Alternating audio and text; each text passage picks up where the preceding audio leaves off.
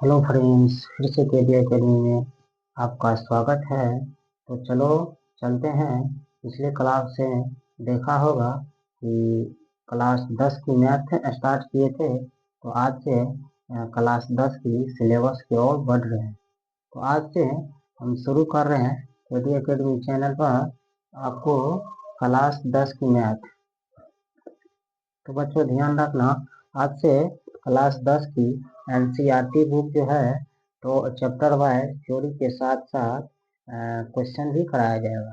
A to Z chapter तैयारी करवाया जाएगा केडी एकेडमी चैनल पर। तो ये किताब जो है देख लो बच्चों, यही किताब से बिहार बोर्ड एग्जाम में 100 नंबर का क्या होता है, परीक्षाओं में क्वेश्चन आता है। तो बच्चों ध्यान से देखना, ये एनसीईआरटी का बुक है। इस किताब को स्टार्ट कर दें। तो बच्चों ध्यान देना, पिछले कुछ कक्षाओं में अपना सब क्या किए थे, पढ़ लिए थे, लेकिन कुछ कुछ जो है ना थ्योरी जो है, थ्योरी क्या हुआ था, बच गया। तो बच्चों याद रखना, इस थ्योरी को देख लेते हैं। अच्छा, एक बार और रिवाइज कर लेते हैं कि पिछली क्लास में कहाँ तक पढ़ लिए थे।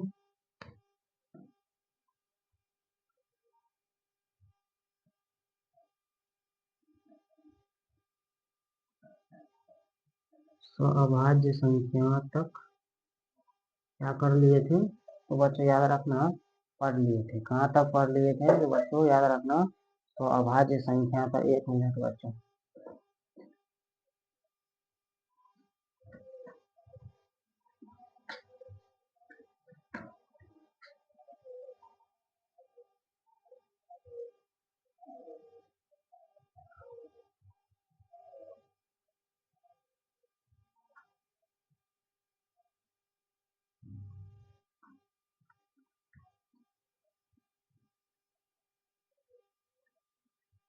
तो बच्चों कहाँ तक पढ़ लिए थे पिछली क्लास में, तो स्व अभाज्य संख्याओं तक क्या कर लिए थे, तो पढ़ लिए। उससे आगे कुछ कुछ पॉइंट से थ्योरी बच गया था। तो चलो देखते हैं थ्योरी क्या क्या था।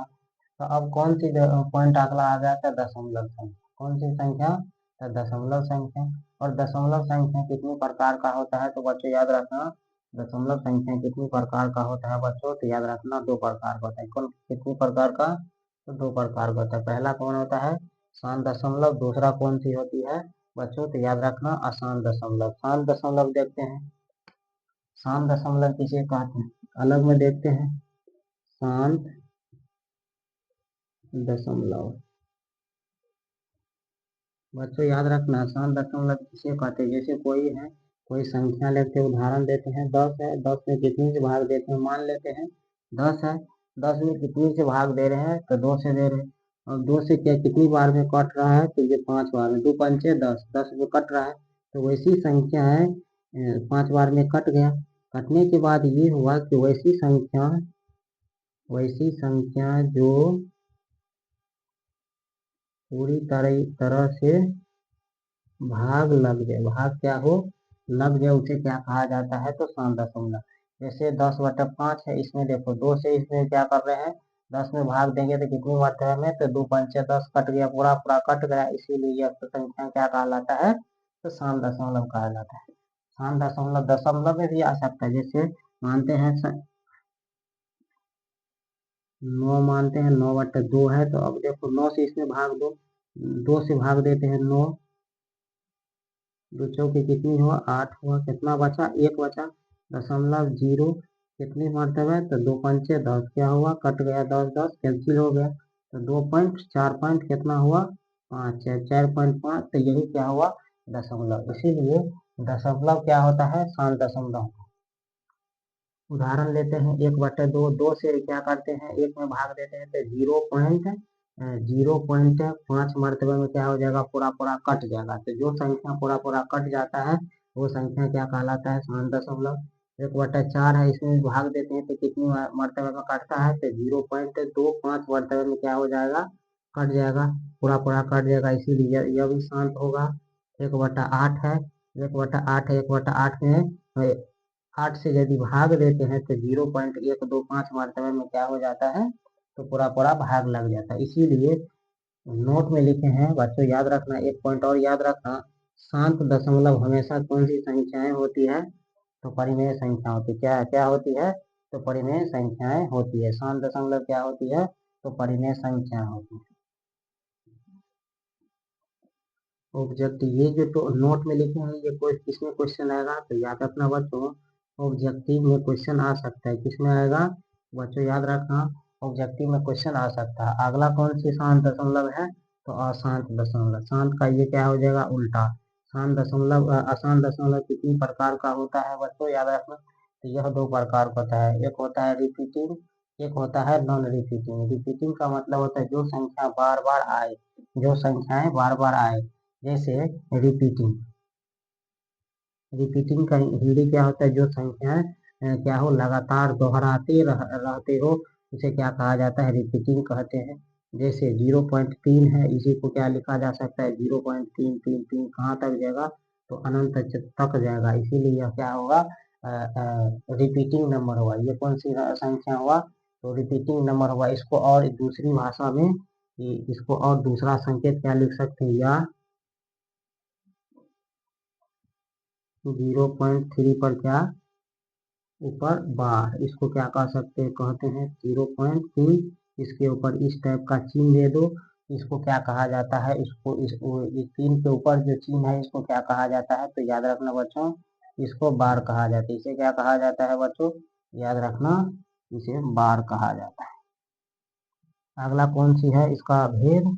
इसका कितनी दूसरा नॉन रिपीटिंग, जो भा क्या हो, रिपीटिंग नहीं है, जो जो रिपीटिंग नहीं है। जैसे कोई लिखते हैं, मान लेते हैं कि 1.425 4 होगा, 3 5 6 8, ये देखो ये क्या हो रहा है? 4 आया, उसके बाद 2 आया, उसके बाद 5 आया, उसके बाद 4, 3 5 6 8, उसके बाद मान लेते हैं 9 आया। इस तरह से क्या होते जाएगा? बढ़ते जाएगा। कहाँ तक जाएगा? तो इन्फिनिट तक जाएगा। इसीलिए नॉन रिपीटिंग ये संख्या क्या हुआ कहलाएगा? तो नॉन रिपीटिंग कहलाता है। ये संख्या क्या कहलाता है? तो ये नॉन रिपीटिंग कहलाता है। क्या कहलाता है बच्चों? याद रखना, ये क्या कहलाता है? तो नॉन रिपीटिंग कहलाता है। चलो तब तक क्या करो बच्चों, 1 मिनट में इसको क्या करो, अपने अपने नोटबुक में क्या कर लेना? छाप लेना। 1 मिनट में अपने अपने नोटबुक में छाप लेना।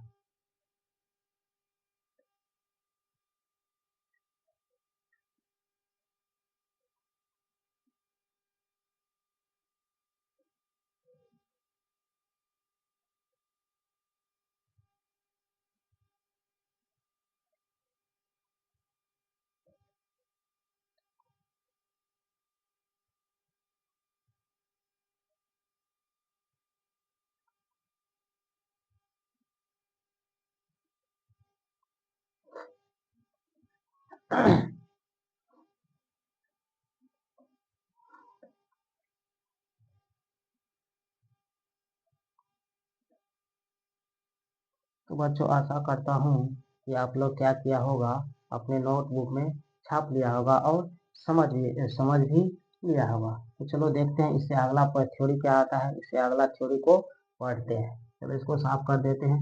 आशा करता हूँ कि समझ लिया होगा और साथ में अपने अपने नोटबुक में क्या किया होगा? छाप लिया होगा। चलो साफ करते हैं।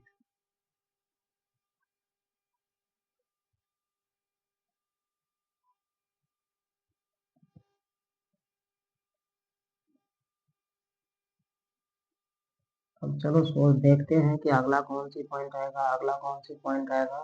तो बच्चों याद रखना, एक परिमेय संख्या आएगा और अपरिमेय संख्या।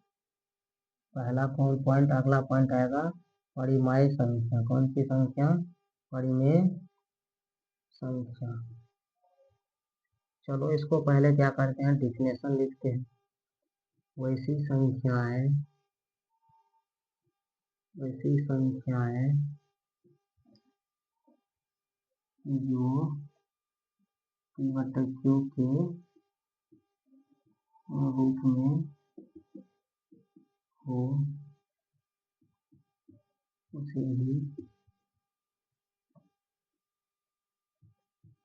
परिमेय संख्या कहते हैं।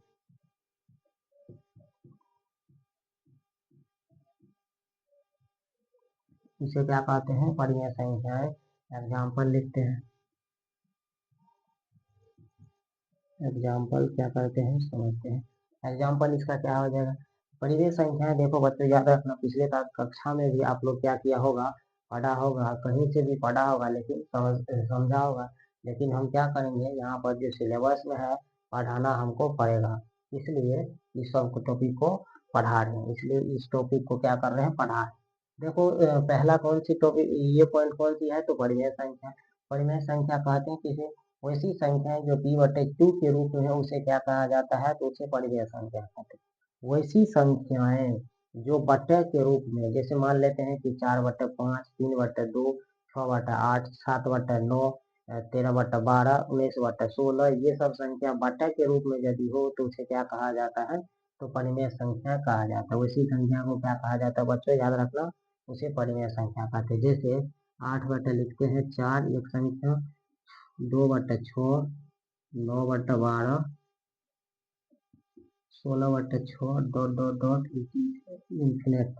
तो ये टोटल संख्या क्या कहलाता है, जो भिन्न के रूप में है, जो भिन्न के रूप में उसे क्या कहा जाता है, तो परिमेय संख्या। नोट में एक और लिख लेना बच्चों, जैसे नोट में लिखना, नोट में एक पॉइंट और लिख लेना, जैसे 8/4 है, ऊपर की संख्या को ऊपर की संख्या को क्या कहा जाता है बच्चों, तो याद रखना इसे अंश कहा जाता है। नीचे की संख्या को क्या कहा जाता है बच्चों, तो इसे हर कहा जाता है। इसे क्या कहा जाता है बच्चों, याद रखना, इसे हर कहा जाता है। ऊपर की संख्या 8 है तो 8 क्या कहलाएगा, अंश। नीचा में कौन सी संख्या है, 4, तो 4 क्या कहलाता है, तो हर संख्या कहलाता है। चलो अब इसका देखते हैं कि अपरिमेय संख्या। अगला कौन सी पॉइंट है, तो अपरिमेय संख्या। अपरिमेय संख्या क्या है, सेम टू सेम इसका क्या हो जाएगा, उल्टा। वैसी संख्याएं जो p/q के रूप में नहीं है, उसे ही अपरिमेय संख्या से क्या कहते हैं,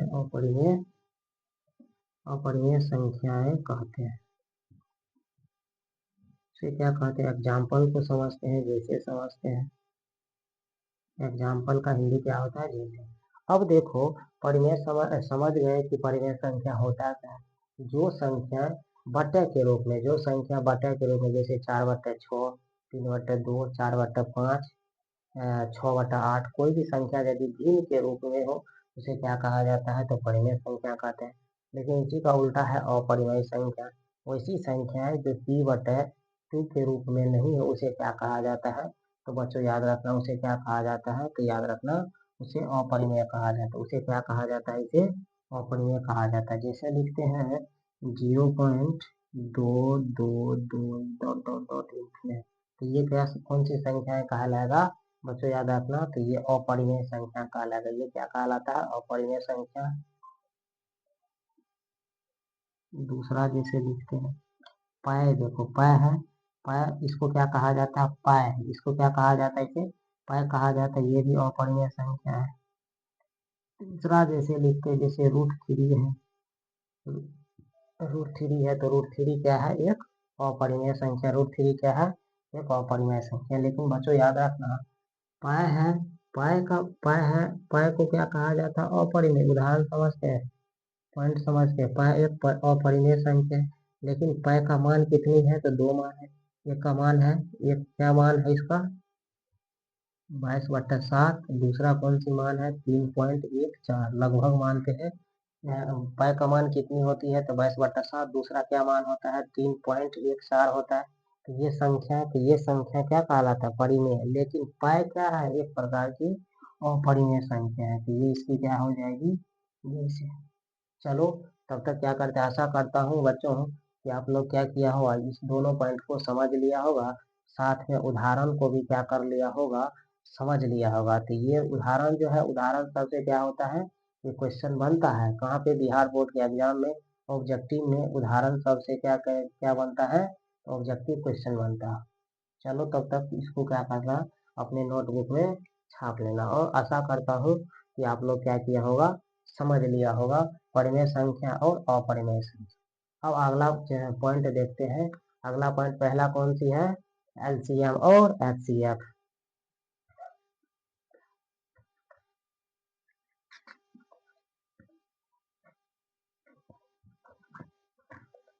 क्लास 10 की बच्चों याद रखना, क्लास 10 की पहला जो चैप्टर है वह रियल नंबर है, वास्तविक संख्या है। वास्तविक संख्या में कौन सी है? तो यूक्लिड विभाजन है। चलो आज क्या करते हैं, पहले थ्योरी खत्म कर लेते हैं। थ्योरी खत्म करने के बाद आज क्या करेंगे, कम से कम क्या करते हैं, आज कम से कम 2-4 सवाल क्यों क्या करते हैं, कर लेते हैं, ताकि अपना सबको अनुभव ये हो जाएगा कि थ्योरी पढ़ने से ही सवाल क्या की जाती है, बनाया। यदि थ्योरी पढ़ लेता है तो सवाल क्या हो जाता है बच्चों, याद रखना, अपने आप क्या हो जाता है, बन जाता है।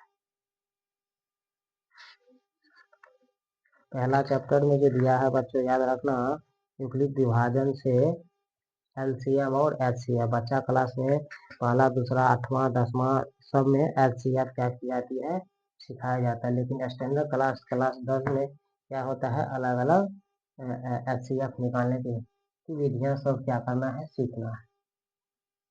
आशा करता हूँ कि ये सब क्या किया होगा, अपने अपने नोटबुक में छाप लिया होगा या उतार लिया होगा। बच्चों याद रखना, आज से जो है ना केडी एकेडमी चैनल पर, कहाँ पर, तो केडी चैनल पर, केडी एकेडमी चैनल पर आज से बच्चों याद रखना, आज का तारीख है, जो भी तारीख है 26 हो या 27 हो, इस 26 तारीख से क्लास जो है 27 तारीख से क्या है, क्लास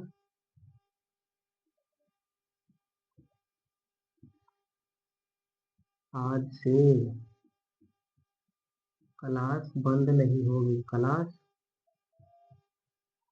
बंद नहीं होगा। प्रत्येक रोज क्लास क्या होगा, प्रोवाइड की जाएगी। प्रत्येक क्लास क्या की जाएगी आज से, याद रखना बच्चों, 27 है ना, 27 मार्च, 27 तारीख से आज से क्लास क्या होगा, कभी बंद नहीं होगा। आज से क्लास स्टॉप नहीं होगा, लगातार क्लास चलेगा, ताकि 8 से 9 महीना में आपकी टोटल सिलेबस को क्या किया जाए, कवर किया जाए। इसलिए बच्चों याद रखना। चलो अब क्या करते हैं, साफ करते हैं।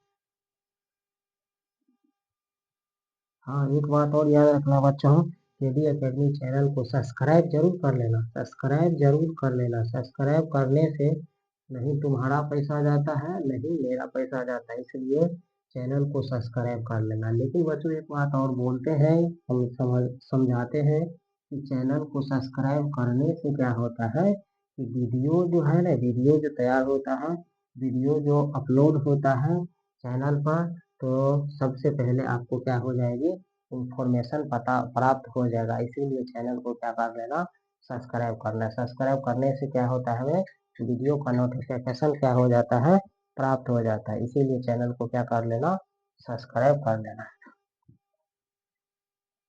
चलो अगला पॉइंट देखते हैं। अगला कौन सी पॉइंट है कि यूक्लिड विभाजन वाला है, पहला एलसीएम है। चलो सही बात है। चलो पहला है, अगला टॉपिक कौन सी है, अगला पॉइंट कौन है, एचसीएफ लेते हैं या एलसीएम लेते हैं, एचसीएफ लेते हैं। एचसीएफ, इसका फुल फॉर्म क्या है, इसका फुल नाम है हाईएस्ट कॉमन फैक्टर।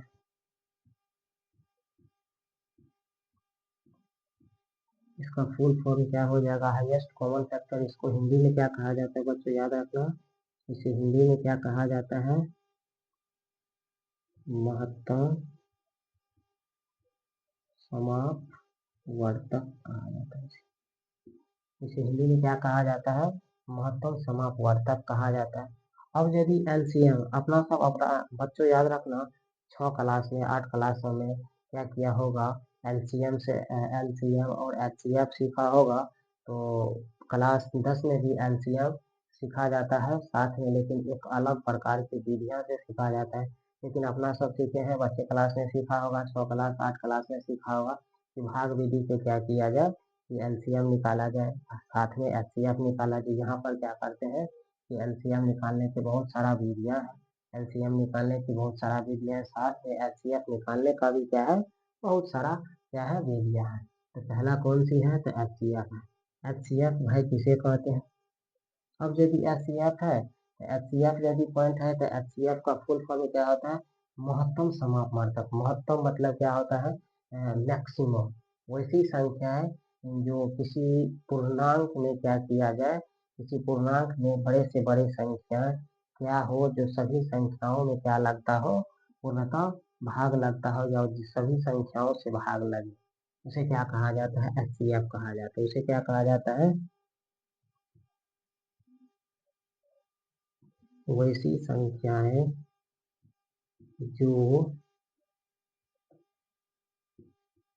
किसी संख्या में।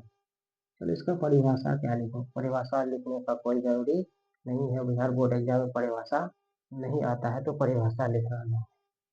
उदाहरण से ही समझ लेते हैं कि HCF निकालने का तरीका। HCF क्या होता है, जैसे मानते हैं कि जैसे 24 है, 8 है, और मान लेते हैं 6 है, 6 है, कितनी है, 6 है, 8 है, 24 है। ये तीन संख्या है। अब यदि हमें कहेगा कि HCF निकालने के लिए, हमें क्या कह देगा कि हमें HCF निकालने के लिए, तो अपना और सब क्या करते हैं, इसका HCF निकालते हैं। इसका क्या करेंगे, HCF निकालेंगे। एक शॉर्ट तरीका ये है कि जो संख्या है वैसी संख्या है जो सब में क्या हो, सबका क्या लगता हो, भाग लगता है। तो ऐसी कौन सी संख्या है जो इसमें भी हो, इसमें भी हो, साथ में इसमें भी हो, उसे क्या कहा जाता है, HCF कहता है। HCF का मतलब क्या होता है, कोई टर्म, ऐसा संख्या जिसकी टर्म, जिसमें एक पार्ट क्या हो, कॉमन हो। अब समझते हैं कि कॉमन क्या होता है। कॉमन क्या होता है, जैसे 6 है तो 6 को क्या तोड़ा जा सकता है, 2 और 3 में तोड़ सकते हैं। 8 है, बच्चों याद रखना मैथ है, मैथ को पूर्ण रूप से ध्यान से देखना है, संपूर्ण दिमाग लगा देना है। 8 है, 8 को तोड़ते हैं तो किसमें तोड़ेंगे, तो 2 और 4 में तोड़ेंगे। 24 है तो 24 को किसमें तोड़ा जा सकता है, तो 2 और 12 में तोड़ सकते हैं, और तोड़ सकते हैं, और तोड़ सकते हैं। तो इसमें देखो बच्चों याद रखना, इसमें सबसे ज्यादा कॉमन कौन चीज, कॉमन क्या आ रहा है, तो 2 आ रहा है, 2 आ रहा है, तो 2 आ रहा है। तो यही दो क्या कहलाएगा, तो HCF। 6 है, 6 का गुणनफल कर दिए तो 2 गुना 3, 8 है तो 8 को 2 क्या लिख सकते हैं, तो 2 गुना 4। 24 को क्या लिख सकते हैं, तो 2 गुना 12 लिख सकते हैं। कितना लिख सकते हैं, तो 2 गुना 12 लिख सकते हैं। तो ये 12 में कॉमन देखो, अब ये टोटल गुणनफल है, तो इस गुणनफल में कॉमन क्या है, 2 है, 2 है, और 2 है। तो जो संख्याएं मैक्सिमम कॉमन हो, मैक्सिमम मतलब सबसे अधिक से अधिक वैसी संख्याएं जो कॉमन आ जाए, उसे क्या कहा जाता है, तो बच्चों याद रखना HCF कहा जाता है। इसी का कॉमन क्या लिख सकते हैं, मैक्सिमम 2 लिख सकते हैं, 2 ले सकते हैं, 2 ले सकते हैं। इसमें 3 लेंगे, इसमें 3 नहीं है, इसमें 3 है, कैसे थे, देखो 3 गुना 4, 4 को 12 को क्या लिख सकते हैं, 3 गुना 4 लिख सकते हैं। इसका मतलब 3 है, लेकिन इसमें इसमें नहीं है, इसमें तो 8 में 3 नहीं है, इसीलिए वो हो नहीं सकता है। तो क्या होगा, अधिकतर अधिक से अधिक क्या होगा, तो 2। इसीलिए 6, 8 और 24 का HCF कितनी होगी, तो 2 होगा। HCF कितना होगा बच्चों, तो याद रखना 2 होगा। अब इतना समझ लिया होगा, तो चलो समझते हैं कि LCM। अब इसका दूसरा कौन सी पार्ट है या पॉइंट है, अगला कौन सी पॉइंट है, तो LCM। इसका फुल फॉर्म क्या होता है, लोएस्ट कॉमन फैक्टर। इसे इंग्लिश में क्या कहा जाता है, लोएस्ट कॉमन फैक्टर या लोएस्ट कॉमन फैक्टर कहते हैं। हिंदी में इसे क्या कहा जाता है, तो बच्चों याद रखना, लघुत्तम समापवर्तक। समापवर्तक,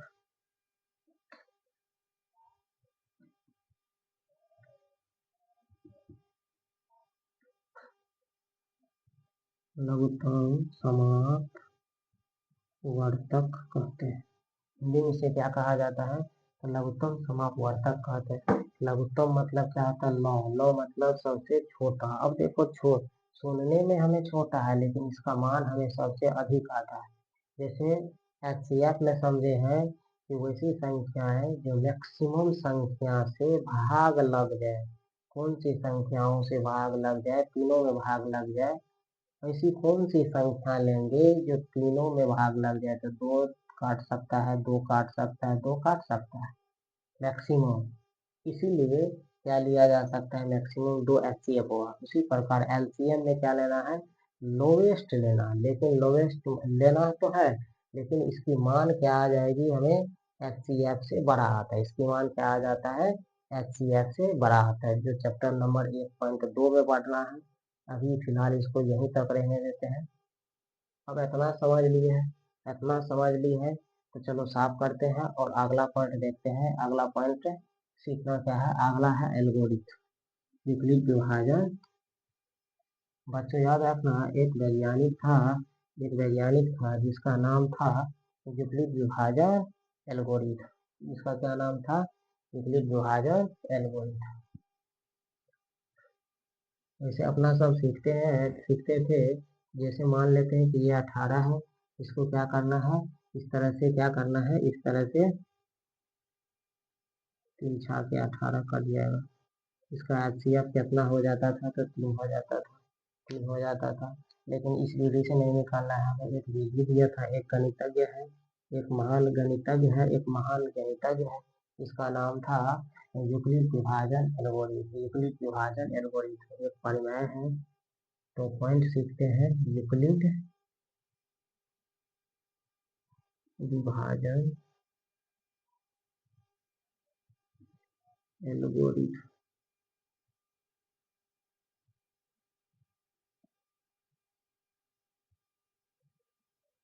ये गणितज्ञ है, गणितज्ञ ने अपने एक नियम दिया था, यूक्लिड विभाजन प्रमेय नाम दिया था। क्या नियम था?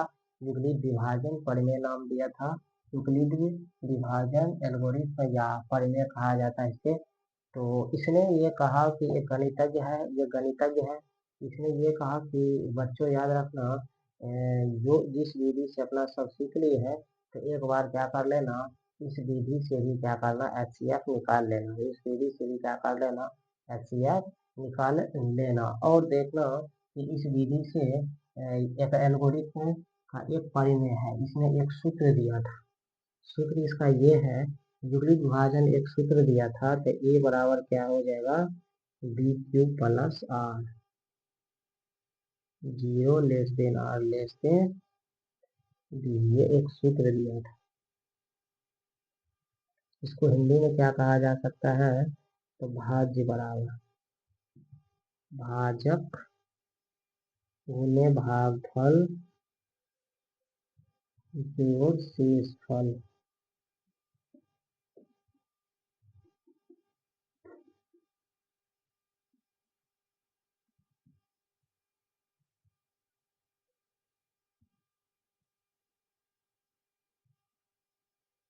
अल्फाबेट में यूक्लिड विभाजन एक सूत्र दिया, यूक्लिड विभाजन एक सूत्र दिया, ए बराबर B Q plus R, 0 less than R less than B.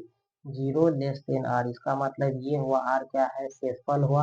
Are क्या है? शेषफल हुआ। बी क्या है? भाजक हुआ। बी क्या हुआ? तो भाजक हुआ। तो 0 लेस देन आर का मतलब ये हुआ कि शेषफल का मान या तो 0 के बराबर होगा, इधर ऐसे है 0, इसको क्या पढ़ते हैं? 0 लेस देन आर। इसका मतलब ये हुआ, या तो आर का मान, आर मतलब शेषफल, आर का मतलब शेषफल, शेषफल का मान या तो 0 के बराबर होगा, या आर का मान क्या हो जाएगा? या आर का मान क्या हो जाएगा? आर का मान क्या हो जाएगा? 0 से बड़ा। आर का मान क्या हो जाएगा? शेषफल। यूक्लिड विभाजन ने ये कहा अपने परिमेय में, अपने थ्योरी में ये कहा कि शेषफल का मान या तो 0 आएगा, या 0 से क्या आएगा? बड़ा आएगा। लेकिन इसने एक बात और कहा, एक बात और कहा कि आर लेस देन बी। इसका मतलब ये हुआ कि आर लेस देन बी, मतलब जिधर, ये देखो, ये जिधर घुरा हुआ है, इसकी मुंह जिधर बड़ा है, ये देखो इधर नोक है, इधर बड़ा है, मुंह खुला हुआ है। जिधर खुला है इसका मतलब वो होता है कि उधर उधर की संख्याएं क्या कहलाएगी? बड़ा। और जिधर नोकी का चिन्ह है वो क्या कहलाता है? छोटा। इसका मतलब ये हुआ बी को क्या कहा जाता है, तो बच्चों याद रखना थोड़ा देर, भाजक कहलाएगा। आर क्या कहलाता है, शेषफल। और यूक्लिड ये भी कह दिया कि शेषफल का मान जो आएगा हमेशा भाजक से छोटा आएगा, हमेशा भाजक से छोटा आएगा। इसीलिए इसको क्या पढ़ते हैं, 0 r b पढ़ते हैं। इसको हिंदी में क्या पढ़ा जाता है, भाज बराबर भाजक गुना भागफल जो शेषफल पढ़ा जाता है। तो बच्चों, तो इस विधि, इस फॉर्मूला से किसी भी संख्या का एलसीएम और एचसीएफ क्या की जाती है, निकाला जा सकता है। किसी भी संख्या का क्या की जा सकती है, क्या की जा सकती है, तो एचसीएफ निकाला जा सकता है। एचसीएफ निकाला जाता है विपरीत विभाजन का प्रमेय का प्रयोग करके क्या की जा सकती है, तो सूत्र से एचसीएफ निकाला जा सकता है। तो चलो देखते हैं, ये सब आशा करता हूँ कि ये पॉइंट भी क्या कर लिया होगा, समझ लिया होगा, समझ लिया होगा। अब देखते हैं अगला पॉइंट क्या है। अब मेरे ख्याल से अगला पॉइंट कुछ भी नहीं है, कुछ भी शेष नहीं बचा है अगला पॉइंट।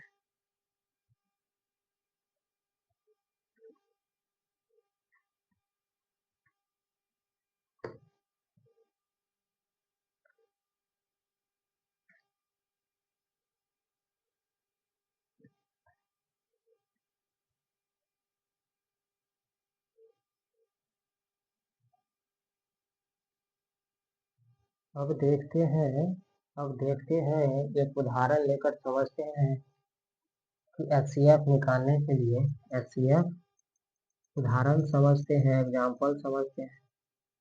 एग्जाम्पल समझते हैं कि क्या यूक्लिड विभाजन प्रमेय का प्रयोग करके एचसीएफ निकाला जा सकता है। तो चलो प्रूव करते हैं कि कैसे, या एग्जाम्पल से समझते हैं कि इस फार्मूले का प्रयोग करके इस ये a बराबर B Q plus R 0 r b से क्या करते हैं, एक उदाहरण लेकर क्या करते हैं, समझते हैं। उदाहरण भी वो बच्चों याद रखना, क्लास 10th की बोर्ड एग्जाम में, बिहार बोर्ड के एग्जाम में क्या की जाती है, परीक्षा में, बिहार बोर्ड के एग्जाम में क्या की जाती है, तो उदाहरण से भी सवाल एनसीईआरटी बुक से कराया जाता है। इसीलिए हम क्या करते हैं, जो भी उदाहरण भी लेंगे तो एनसीईआरटी बुक का ही लेंगे, ताकि एनसीईआरटी का उदाहरण के साथ साथ क्या हो, तुम्हारा एक्सरसाइज का भी क्वेश्चन टोटल क्या हो, कवर किया जा सके। इसीलिए उदाहरण एनसीईआरटी बुक का ही क्या करते हैं, लेते हैं।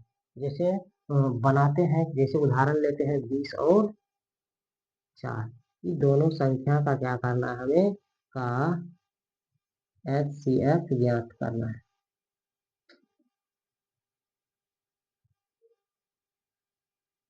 एचसीएफ ज्ञात करें। हम मान लेते हैं कि ये क्वेश्चन है, जो संख्या कितना है 20 और 4 है, का एचसीएफ ज्ञात करना है। किस से, तो कह देगा एग्जाम पर, एग्जाम में कि किस विधि से, तो यूक्लिड विभाजन की, कौन सी विधि से, तो यूक्लिड कह देगा हमें। पोस्ट में लिखते हैं यूक्लिड,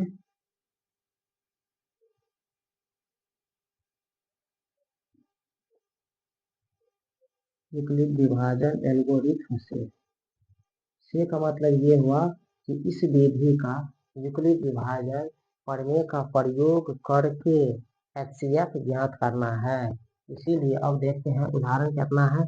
अब समझते बच्चों, याद रखना, गौर से ध्यान देना। जैसे इसको हल करते कौन सी विधि से, तो यूक्लिड विभाजन एल्गोरिथम प्रयोग से। चलो इसको समझ बनाते हैं, ध्यान से देखना बच्चों, याद रखना, मैथ विषय है, मैथ विषय है, इसको गौर से देखना, गौर से देखना। उदाहरण कितना है, 20 है और कितना है, 4 है। इसको यूक्लिड विभाजन प्रमेय से बनाने का ट्रिक देखते जाना है, कैसे कैसे करते हैं। यस, पहला मान लेते हैं लेट। लेट मतलब हिंदी इसका क्या होता है, माना। मानते हैं कि ए बराबर क्या कहलाएगा, 20। ए बराबर 20, तो बी बराबर कितना हो जाएगी, 4 हो। बी बराबर कितना हो जाएगा, 4। तो बच्चों एक बात और याद रखना, ये दोनों संख्या में जो संख्या बड़ा है, जो संख्या बड़ा है वो क्या कहलाता है, ए कहलाता है। और साथ में बच्चों एक बात और याद रखना, जो संख्या छोटा है वो संख्या क्या कहलाता है, बी कहलाता है। अब देखो, ए जब ए आ गया, बी आ गया, तो किसका प्रयोग करना है, तो हमें कौन सी विधि से खाता बनाने के लिए, तो यूक्लिड विभाजन। तो सूत्र लगाते हैं, यूक्लिड विभाजन एल्गोरिथम एल्गोरिथम से, इसका से मतलब यूक्लिड विभाजन का प्रमेय का प्रयोग करके इसका सूत्र क्या हो जाएगा, तो ए बराबर B Q plus R zero less than R less than कितना हो जाएगी इसका सूत्र बी, ए बराबर B Q plus R zero less than R less than B. अब इस बगल देखते हैं, सूत्र लगाते हैं, क्या सूत्र, सूत्र देखते हैं यूक्लिड विभाजन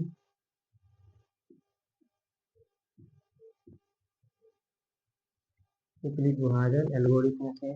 इसका सूत्र क्या हो जाएगा बच्चों, याद रखना, तो ए बराबर होता है बी क्यू प्लस आर होता है जीरो लेस देन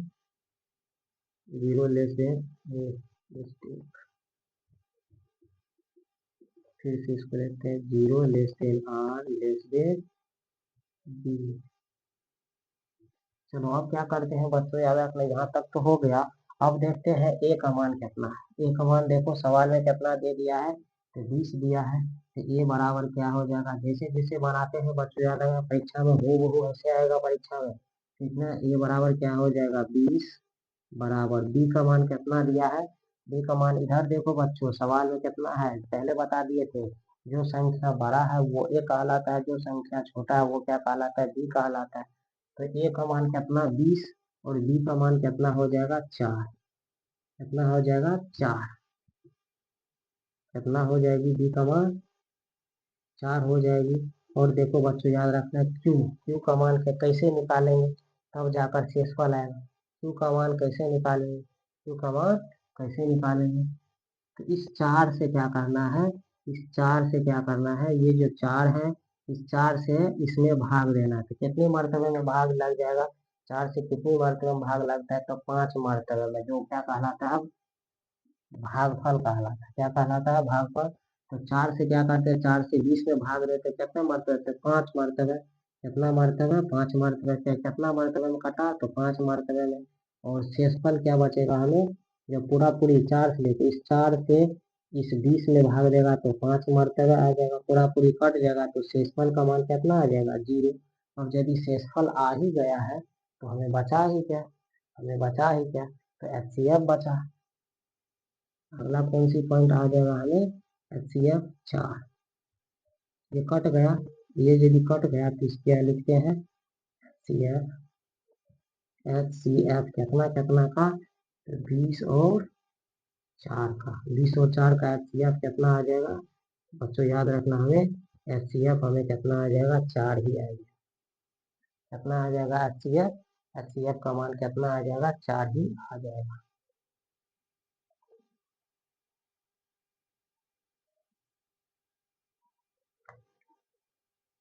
कितना आ जाएगा हमें बच्चों याद रखना 4 ही आ जाएगा। अब इसको क्या करते हैं, ये तो हुआ एचसीएफ बराबर किस विधि से निकाल दिए हैं, तो यूक्लिड विभाजन एल्गोरिथम से। अब देखो भाग विधि से भी समझ लेते हैं। अब देखो 4 से भाग देते एचसीएफ निकालते किससे, तो 20 में, 4 का 4, 4 5 से कितना हो जाएगी हमें 20 हो जाएगी, पूरा पूरी कट जाएगा, तो शेषफल कितना बचेगा 0।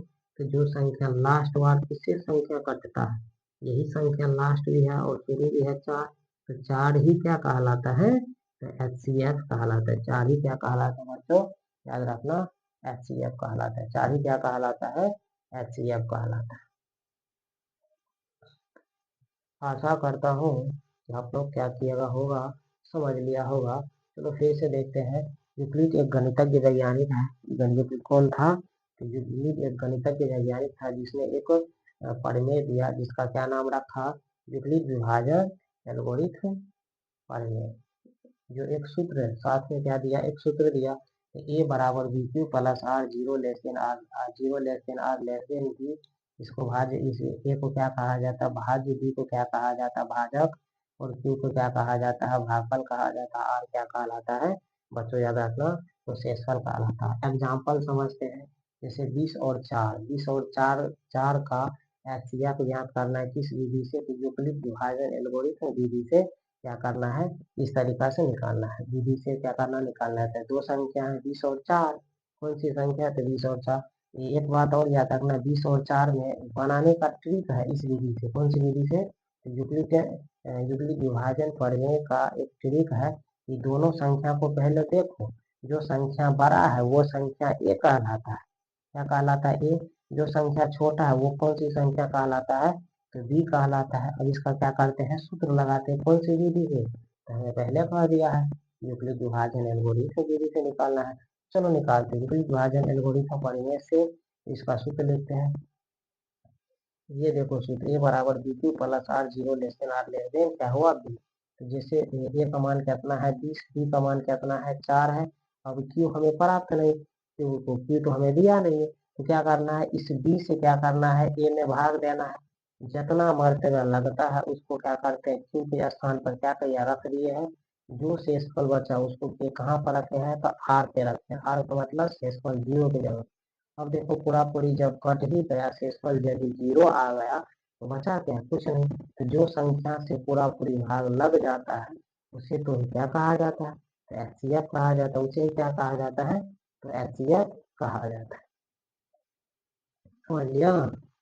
तो बच्चों याद रखना। चलो तब तक छाप लो, थोड़ा क्या करते हैं पानी पी लेते हैं।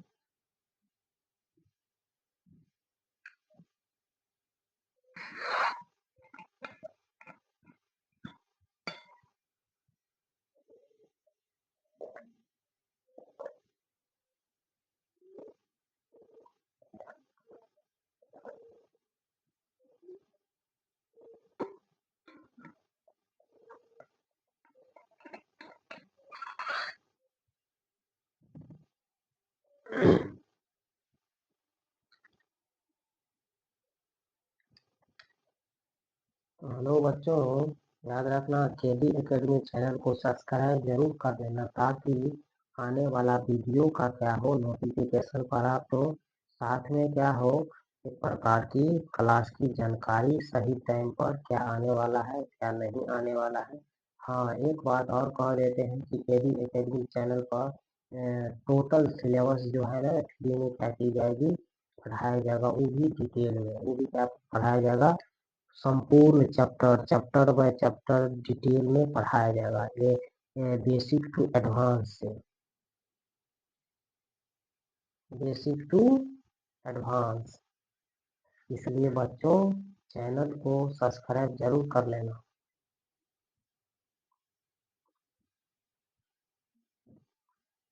तो बच्चों लिख लिया होगा आपने अपने नोटबुक में, लेकिन प्रत्येक रोज क्लास को क्या करना? एक बार समझ में नहीं आएगा, 2 बार नहीं आएगा, क्लास को क्या करते जाना है? बैक कर देना। वीडियो है 2 बार देखना, 3 बार देखना, अपने आप क्लास में क्या आ जाएगी? टोटल थ्योरी आपको समझा दिए है। अब ओनली फॉर क्या करना है? कल से जो है ना, कल से यहाँ से ये देखो बच्चों,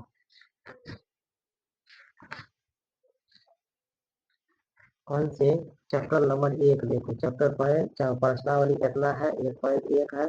कल से यहाँ से क्या हो जाएगी? ओनली फॉर सवाल बनाएंगे। हाँ, एक बात और याद रखना, इसमें जितनी भी सवाल है ना, टोटल सवाल पहले केडी एकेडमी चैनल पर, इस चैनल पर क्या की जाएगी? बनाया जाएगा। एक एक सवाल क्या करेंगे? हम बनाएंगे। उसके बाद तुम लोग क्या करना? इस सवाल को दोहराते जाना, दोहराते जाना, दोहराते जाना। याद रखना केडी एकेडमी चैनल को सब्सक्राइब कर लेना लेकिन जरूर, ताकि आने वाले वीडियो फिर क्या हो? सही समय पर प्राप्त हो सके। तो चलो चलते हैं। अब क्लास को क्या करते हैं? यही टेस्ट करते हैं। कल से याद रखना, लेकिन जितना थ्योरी पढ़ लिए हैं इसको क्या करना है? रिवाइज कर लेना है। साथ में कल जो है ना, अगले क्लास में क्या करेंगे? सीधा कहाँ से स्टार्ट करेंगे? तो बच्चा याद रखना एनसीईआरटी बुक से और प्रश्नावली से क्या करेंगे? डायरेक्ट स्टार्ट करेंगे।